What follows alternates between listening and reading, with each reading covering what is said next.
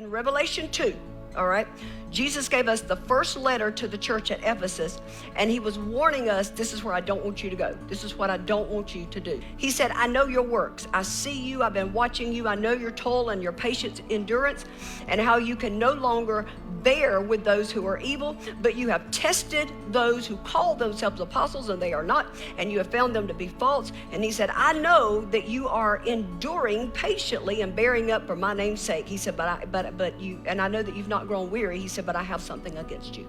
I have one thing against you. You've done it all right. You dressed like your church person. You had the suit right, you had the jacket right. See, I didn't wear my jacket today, that was the problem. You had the jacket right, you had your hair right, you did everything right, you were kind, all those things. He said, but I got one thing against you, only one thing. Anybody remember what that was? You left your first love. You've abandoned. In other words, Jesus said, my problem with you is you have fallen out of love with me. What I started wondering is, why do we fight exposure so much? Why do we lie and try to walk in that fake Christianity that we have? Okay, why do we do that? So I began to kind of ease into that last night when the Lord started speaking to me. Why do we hide in a lie to keep from knowing the truth? That's a good question, isn't it? Okay, I mean, the thing is, what was really so bad about Jesus saying, I need you to fall back in love with me? Well, what was so bad about that? I need you to fall back in love with me. Okay, can I tell you? I would dare to say that it's because exposure, watch this. You writing, Sham? I got you, baby.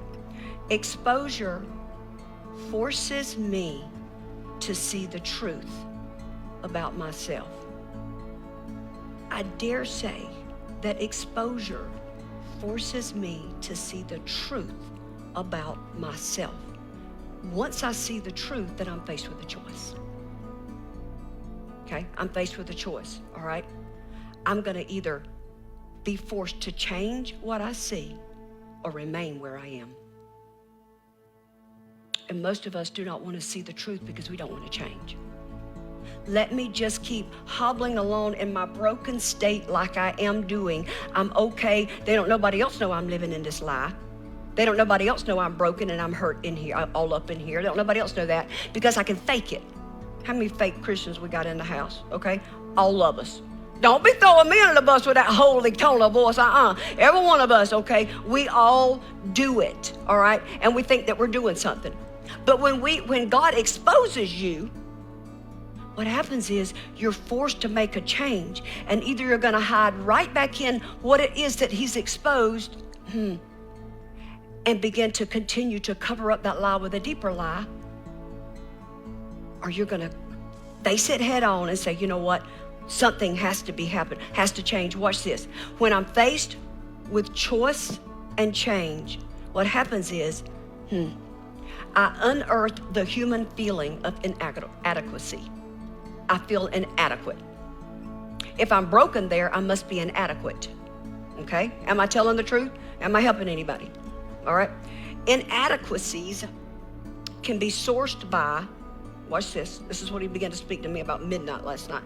Inadequacies can be sourced by voids in affirmation, deep hidden insecurities. Anybody else have hidden insecurities? Don't sit there and act like you don't. Thank you very much, okay? Feelings of inadequacy can be sourced by the loss of a job, a divorce, or multiple divorces, whatever the case may be.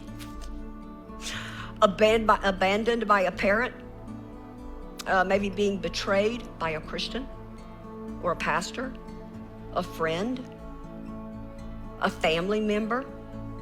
And all of a sudden now I feel inadequate because you said I was. Because you didn't accept me. Because you abandoned me, so I must not be worthy of acceptance. Am I helping anybody today, okay? Sometimes no one may have, let's say, done anything to us or even against us that caused us to feel inadequate in reality, but Satan has been whispering into your ear that they did something that they didn't even do, because you're hearing out of your own insecurities. Because do you realize when you are insecure on the inside, you hear out of that? You perceive everything around you by that inadequacy in you, okay? And they may be saying something totally different than what you think, that they wasn't making fun of you. They didn't even have their mind on you. You ain't all that important, boo. Okay, that part, that's what I'm talking about, all right? So the thing is, basically, at the end of the day, inadequacies, that's a big word, God, why'd you give me that? Inadequacies come from having a low self-esteem or a low estimation of yourself, okay? These inadequacies cause us to lash out in various ways. Or watch this. If I'm not lashing out, does it cause me to become driven to overachieve? Because sometimes I can hide that lashing out at you because, I got to be a Christian. So I got to act right, and I got to do all these things right. But now I'm driven to overachieve. I just cannot, enough is just not enough. So every single segment and second of my day must be scheduled because I have to achieve this certain thing by the end of the day. Do you see what I'm saying? Because I'm trying to prove to myself that I'm adequate.